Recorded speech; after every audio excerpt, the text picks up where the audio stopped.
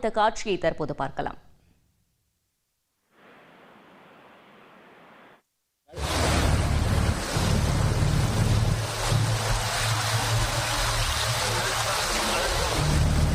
மழை இன்னும் பெய்து கொண்டிருக்கிறது.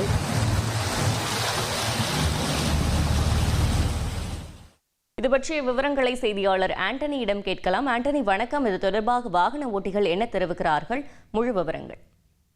வணக்கம். அதாவது தூத்துக்குடி மாவட்டத்துக்கு ரெட் அலர்ட் அறிவிப்பு விடப்பட்ட நிலையில இளையரசனேந்தல் சாலையில மழை நீர் காரணமாக அத்தைகொண்டான் கம்மாய், மணியாச்சி கம்மாய்கள் நிரம்பி வெள்ளம் கரை புரண்டு ஓடுகிறது.